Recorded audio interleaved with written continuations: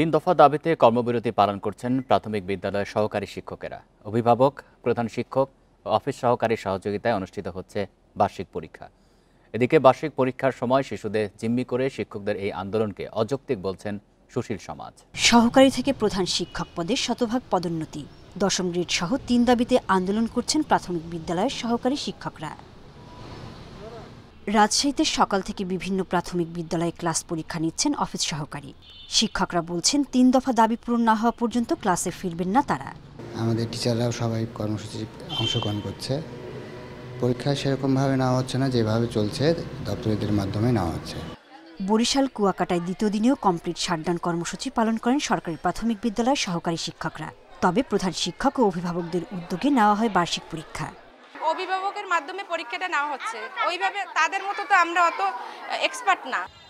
লক্ষ্মীপুরের 735টি প্রাথমিক বিদ্যালয়ের সহকারী শিক্ষকদের কর্মবিরতিতে চরম ভোগান্তিতে শিক্ষার্থী ও অভিভাবকরা। সরকার বলেছিল 11তম গ্রেড হবে, আমরা মেনে নিলাম, আমরা ওখান থেকে চলে আসছি। দীর্ঘদিন পার হয়ে গেল, প্রায় 1 মাস, কিন্তু সরকার এই ব্যাপারে এখনো কোনো কিছু সিদ্ধান্ত জানায়নি আমাদেরকে। এদিকে বার্ষিক পরীক্ষার সময় শিশুদের জিম্মি করে শিক্ষকদের এই আন্দোলনকে অযৌক্তিক বলছেন সুশীল সমাজ। জিম্মি করে পরীক্ষাকে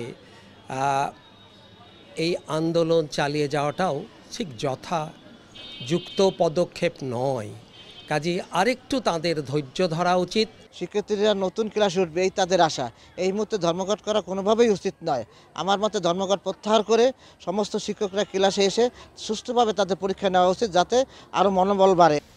জামালপুরে 1164টি প্রাথমিক বিদ্যালয়ে পরীক্ষা বর্জন এবং কমপ্লিট শাটডাউন কর্মসূচি পালন করেন শিক্ষকরা। 3 দাবিতে মোংলায় বিভিন্ন জেলায় চলে সহকারী শিক্ষকদের শাটডাউন কর্মসূচি। সোহেলি জাহান, ইন্ডিপেন্ডেন্ট নিউজ।